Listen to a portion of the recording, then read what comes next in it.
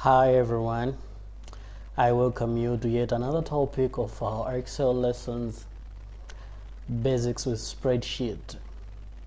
Now if you remember very well, last time we were creating a chart with an existing documents.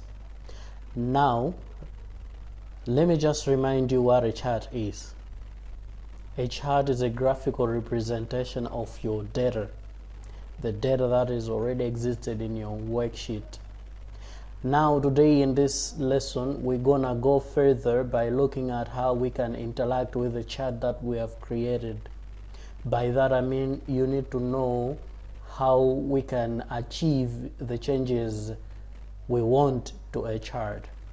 In this case we might want to change the attributes of your chart.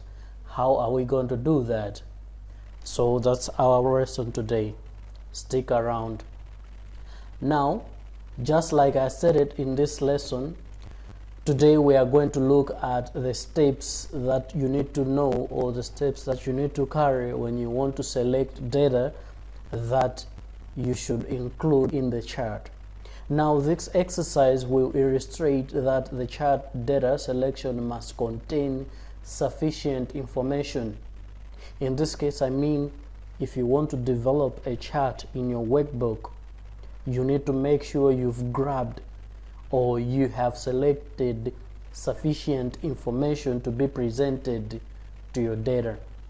Now, as you see, a chart can be like that, or you might wish to change the chart. Meanwhile, I'll make it a column. I've changed it to a column. Later on I'm going to show you how you can do that quickly, but for now let me just do it quickly alone. So okay, this is now a column chart whereby it's a 2D column and our chart has changed to be represented in this way. Now there is column A, column B, column C. Okay, there might be a case whereby the program is unable to interpret the data that you have enforced it to be represented in your chart. So like I'm saying, in that workbook or in just previous exercise, Excel did not distinguish between column B and other labels. If you select your data that is insufficient, you might encounter such problems. So make sure your data are sufficient, make sure your information are sufficient so that it can be interpreted at a glance. If you fail to select sufficient information, then the program will not be able to distinguish between columns. So that can be a challenge to you. Now, although the labels is formatted as text, because the column labels was numeric. So remember there are types of data, right? In this case, at your level, you know the text and the numerals, the numbers. So in that workbook, we have two types of data. We have the text over there, and we have the numerals. So in this range, we have two types of data that we want to be representing in this chart. We have got the text and the numeric data. That's what has been represented in this chart. So I am emphasizing that the labels can be formatted as text because the column may be numeric.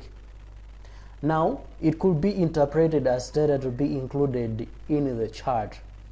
Either way, when you expand the selection to include the rows labels, like for example, if you have a year 2014, then it could definitely be recognized as a label and it will be displayed as a title for your chart.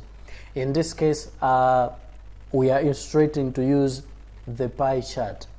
Now, what about those that are embedded? Well, to be embedded are those charts that came in with the program, or they are by default. So this refers to as an embedded chart, meaning it is placed to the worksheet rather than on the separate chart. So it means in your workbook you can place the chart on the same worksheet, or else you can opt to move your chart to a separate sheet, just like in this case. The chart will be moving from the sheet that we did over there. Now it will be placed on a different worksheet. So soon enough I'm gonna show you how you can do this, moving a chart from an existing worksheet to a separate worksheet. That's what we call embedding a chart. So you can move a chart while you have created. Now, moving a chart. When you insert a chart, by default it's embedded in the worksheet. What do I mean? Well, I'll have to come back here, select my data, then I'll go to insert. I'll choose the 2D. Here I have inserted the chart in the same worksheet. Alright, I've inserted the chart in the same worksheet. In this case, it means the chart is embedded. So an embedded chart is that chart that is together with your current sheet. But later on you can move a chart by going to the design option. Now what happens is, when you have inserted a chart, it comes with its own options. If you select a chart, you see there are some new options here: design and format. That means you have to make sure you have selected the chart for those options to appear. If you haven't selected the chart, the options will not come here. So I will select for me to see the options. Then I'll hit design and I'll go to move to the move icon.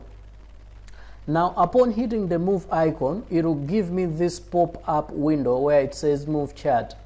Now choose where you want to move the chart, or choose where you want the chart to be placed. In this case, object in. If you choose object in, it will still be in the same chart.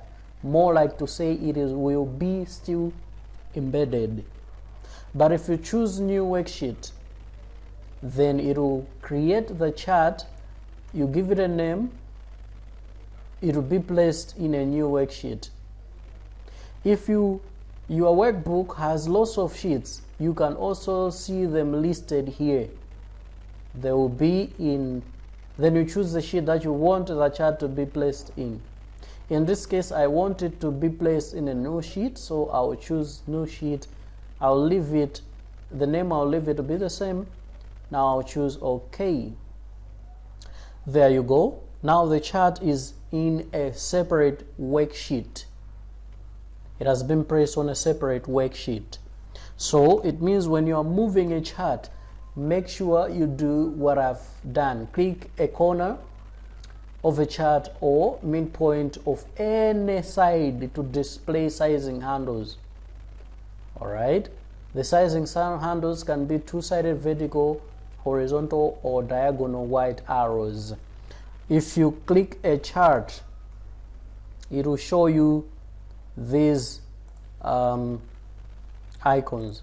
So these are the ones that you are going to use furthermore to interact with your workbook. Now I'll leave it as a practice to you. You are going to find the attached file.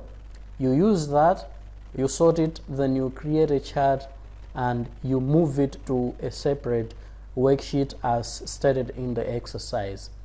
So that's all I had for now. Bye bye.